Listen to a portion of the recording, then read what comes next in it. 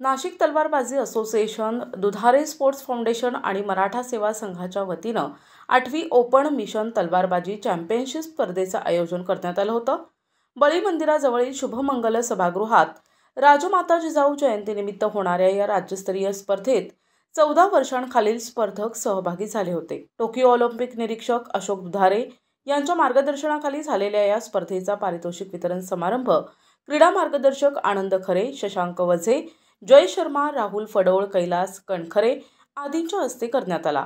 तत्पूर्वी राजमाता जिजाऊ यांना अभिवादन झाल्यानंतर पाहुण्यांचा सत्कार करण्यात आला। यावेळी अशोक दुधारे यांनी विद्यार्थ्यांना मार्गदर्शन करताना 2028 साली होणाऱ्या ऑलिम्पिक स्पर्धेत भारताचे सर्वाधिक खेळाडू असावेत अशी अपेक्षा व्यक्त केली। ऑलिम्पिक टार्गेट घेऊन आपण या स्पर्धा आयोजित करत असतो।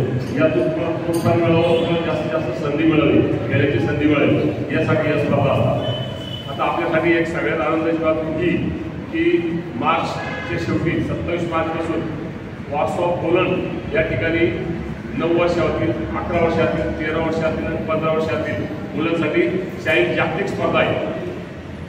ज्यांना जायचं असेल सहभागी व्हायचं त्याची निवड असते पाहिजे, त्यात आपण उतरायचं आहे। फक्त ज्यांचे पासपोर्ट नसतील आयडी नंबर पाठवत असतील आपल्या पालकांकडून पासपोर्ट पण घ्यायचे। आपण सगळे सहभागी झाला या ठिकाणी स्पर्धेसाठी आनंद चकोर, कल्याणी आणि शेवाळ्या असं नाही त्यांनी अतिशय जास्त बोलायचं निर्णय घेतली, त्याबद्दल त्यांचं अभिनंदन करतो आणि आपल्याला सर्वांना शुभेच्छा देतो।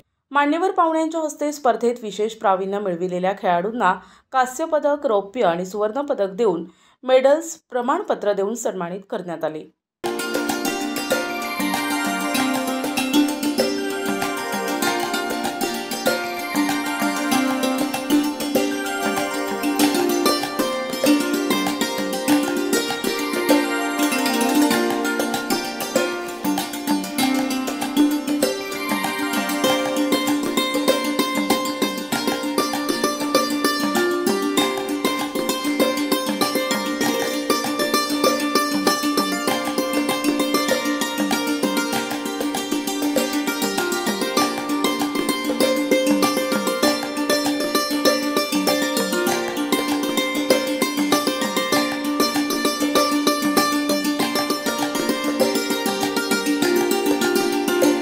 स्पर्धेच्या यशस्वीतेसाठी संयोजक दीपक निकम पाटील, आनंद चकोर, अविनाश वाघ, मनीषा काठे, कल्याणी शेवाळे, हर्षदा नाईक, प्रदीप राठोड, रोशन बोंबले आदी उपस्थित होते।